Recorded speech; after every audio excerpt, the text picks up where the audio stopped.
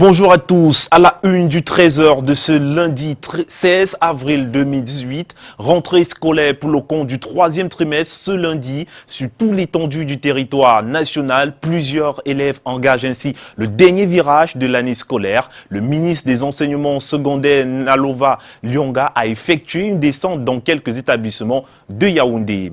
2 blessés graves dans un accident de la circulation, c'est le bilan d'une violente collision entre une moto et un camion sur l'axe Douala-Bafoussam. Les détails dans ce journal. Le mouvement pour la renaissance du Cameroun a son candidat aux élections présidentielles. Le président du parti Maurice Kamto a annoncé sa candidature lors de la 2e convention ordinaire tenue hier à Yaoundé. Voilà pour le sommaire.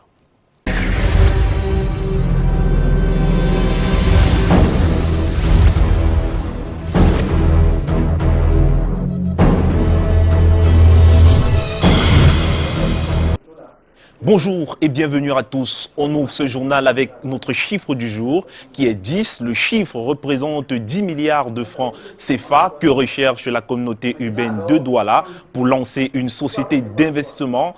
Un appel public à l'épargne en vue de la constitution du capital de cette société d'économie mixte a été lancé il y a quelques jours. Les souscriptions qui se sont ouvertes le 5 avril se referment le 22 mai 2018. D'après le délégué du gouvernement, il faut densifier l'éclairage public, favoriser l'accès à un transport de masse décent, construire des espaces marchands et améliorer l'attractivité économique.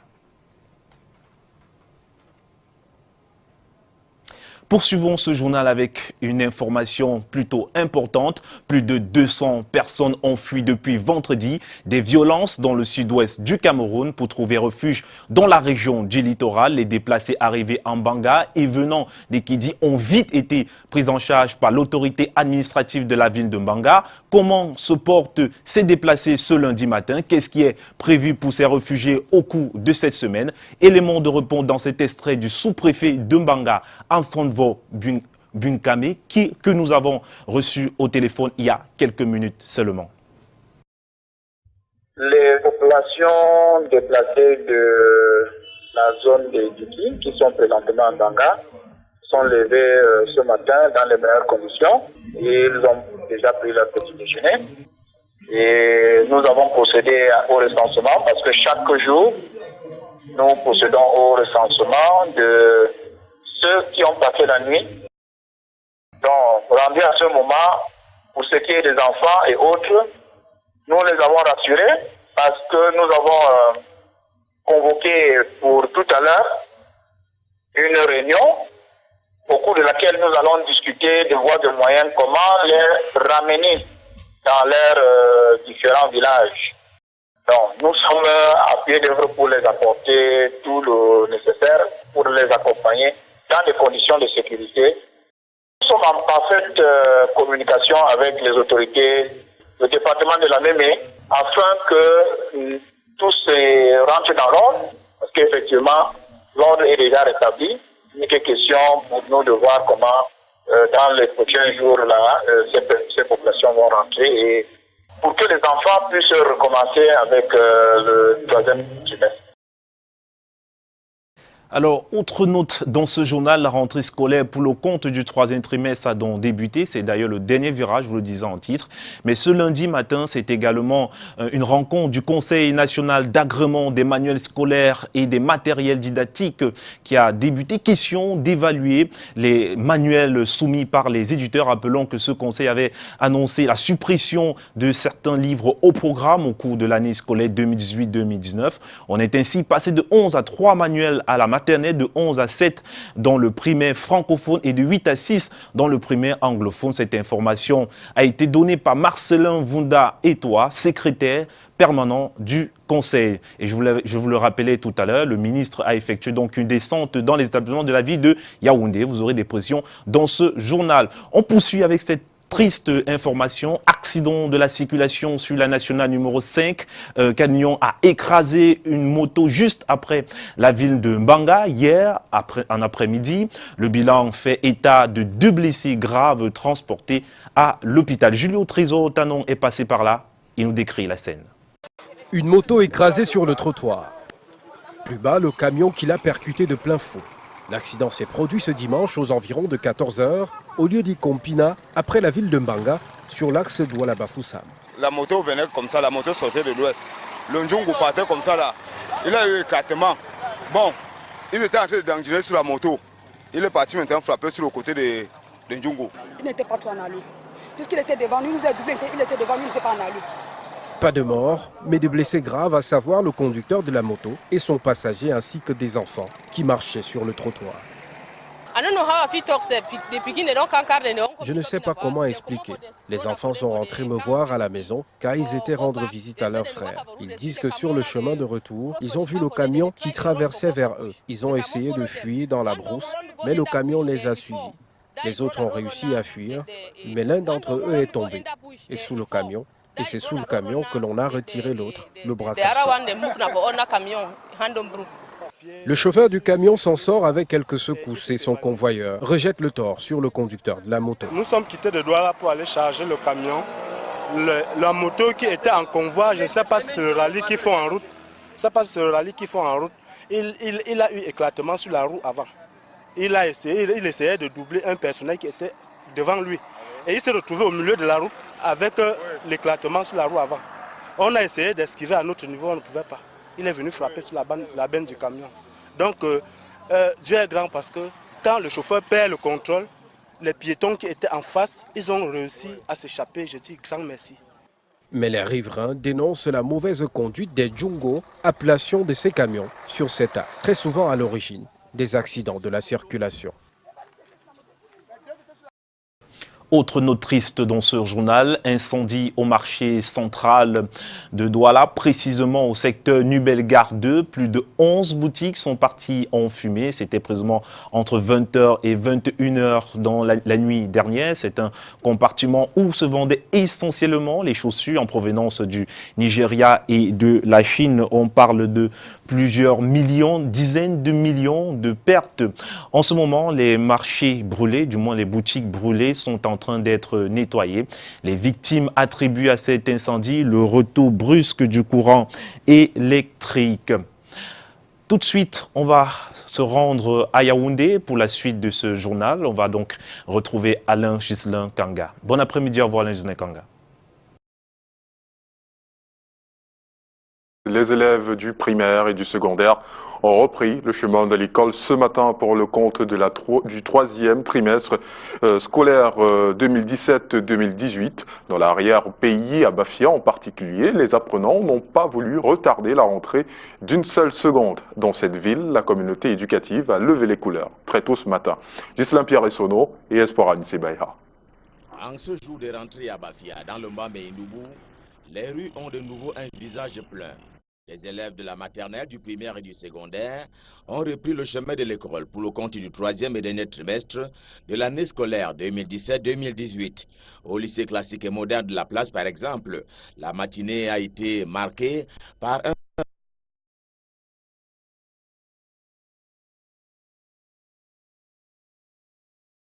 rassemblement au cours duquel le chef de cet établissement a procédé à la présentation de la moisson de son équipe lors des Jeux FENASCON de Ngaoundéré 2018. Il fallait donc les célébrer et faire la promesse ferme que très bientôt lors de la remise des prix, il y aura la particularité d'avoir cette année un prix d'excellence sportif qui va concerner non seulement les encadreurs mais aussi les athlètes. Les salles de classe ont retrouvé leurs occupants. Ceux des élèves traduits au conseil des disciplines et qui en sont sortis sanctionnés exécutent celle-ci. Scène presque identique au lycée bilingue de Bafia. Nous avons donné un certain nombre de consignes aux élèves. Vous savez que ce trimestre est particulièrement court.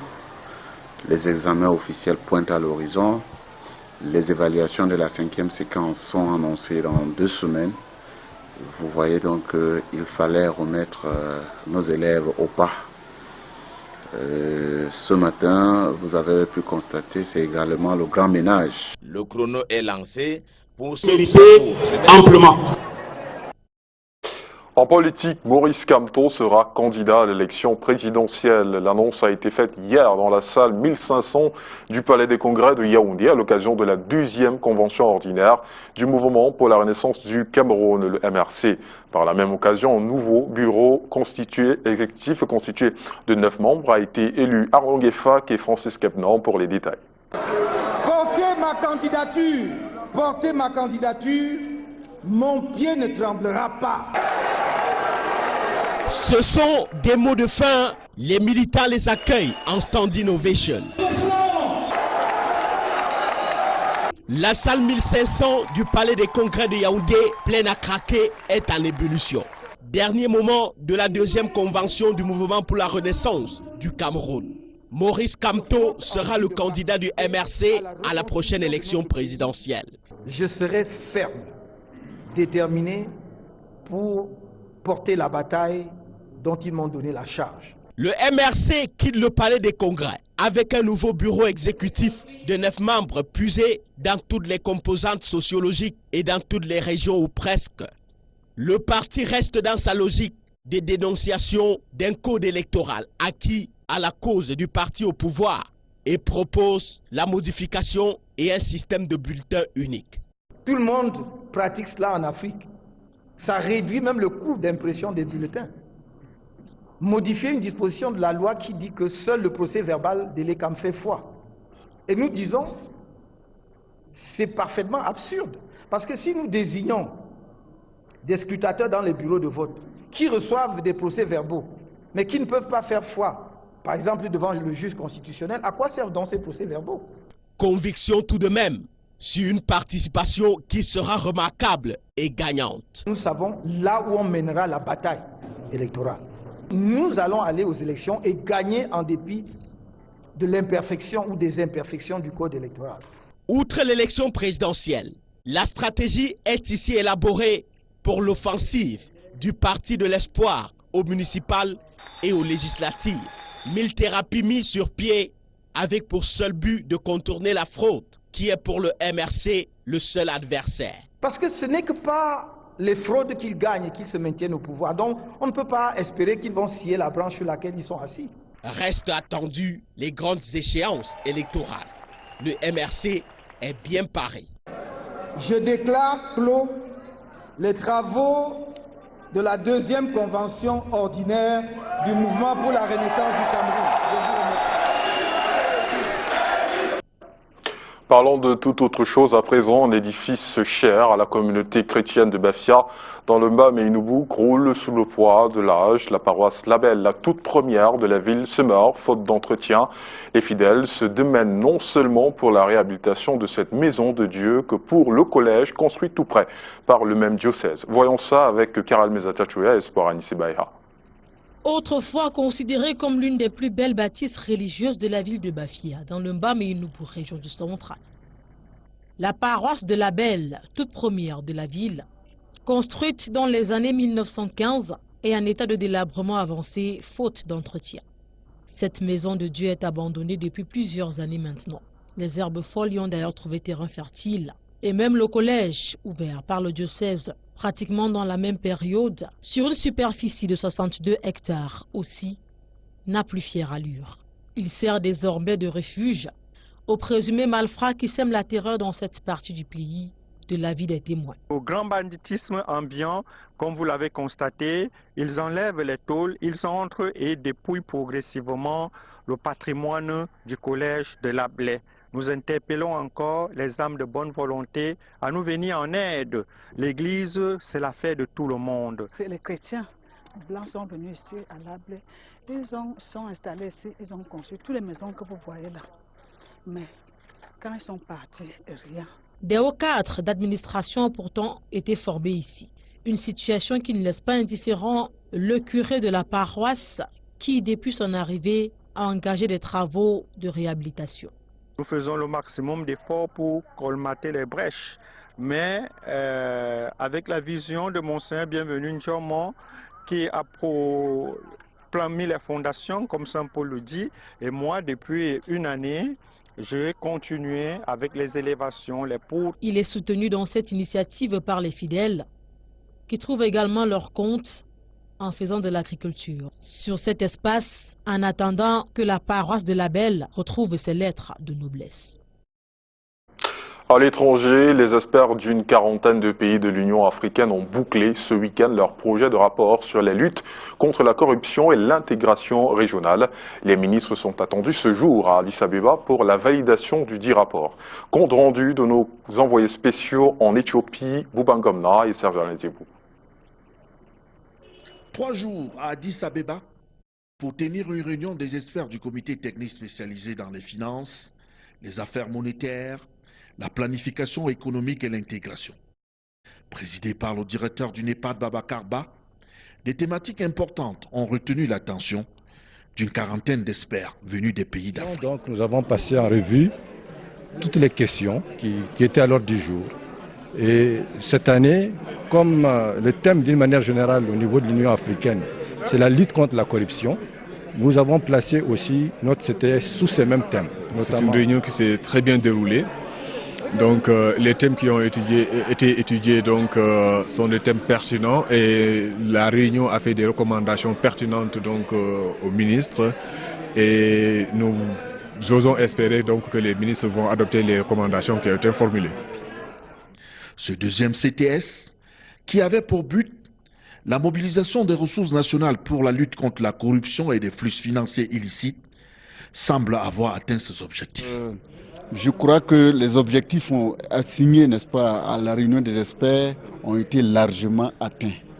D'autant plus que les experts ont fait des recommandations riches, pertinentes, qui permettront à l'Afrique, n'est-ce pas, de relever les défis liés à la mobilisation des ressources domestiques, de lutter efficacement contre la corruption et de faire face, n'est-ce pas, aux flux illicites de financement qui portent un tort considérable au niveau, n'est-ce pas, du développement de notre pays, de notre continent. Malgré des divergences de point de vue sur le cadre juridique de ces assises, son Excellence Victor Harrison, commissaire aux affaires économiques, a pris des engagements fermes pour rassurer les participants à cette rencontre. Certains peuvent les remplir maintenant, d'autres peut-être un peu plus tard. C'est de cette manière que nous pouvons avancer dans l'amélioration. C'est de cette manière, faisons donc là vraiment, on a fait les pas ensemble pour construire. Nous voulons donc que vous continuez avec nous là-dessus. Après le projet de rapport, place ce lundi au ministre des pays concernés de valider les dits travaux. En sport, les rideaux sont tombés hier aux Jeux du Commonwealth à Gold Coast en Australie et sur 39 pays participants, le Cameroun s'est positionné comme le 7e pays africain au classement général, très loin derrière l'Afrique du Sud. La délégation camerounaise a ramené dans sa JBCR 3 médailles comme en 2006 à Melbourne. Birland de la participation du Cameroun à cette 21e édition des Jeux du Commonwealth, dans cet élément réalisé avec le concours de Constant Kamga. La team Cameroun, déjà de retour au bercail, s'en est sortie avec 3 métaux. Passé près du métal le plus précieux, Wilfried Seyi a décroché la médaille d'argent. Le pugiliste camerounais a perdu en finale face à l'Indien Vikash Krishan. Le jeune boxeur réalise tout de même l'une des meilleures performances de sa carrière sur la scène internationale. Lui aussi se souviendra de cette 21e édition des Jeux du Commonwealth. Marcel Mayak II a offert une médaille de bronze au triple saut. Le meilleur athlète camerounais lors des 2 dernières saisons a réalisé un bond de 16,80 mètres, battant ainsi son record personnel. La 3e médaille a été glanée par Clémentine Mekeni dans la catégorie des plus de 75 kg en haltérophilie. Le Cameroun termine à la 32e position, loin derrière le premier pays africain de cette édition, l'Afrique du Sud, classé 6e avec 37 médailles. Mais l'actualité autour de la délégation camerounaise a été marquée par la fugue des 8 athlètes, toujours introuvables. Dans la page magazine de ce journal, nous vous emmenons à présent à la découverte du quartier Songmonda qui vit pleinement son développement. C'est du côté de Douala et on en parle avec vous, Junior Oussa.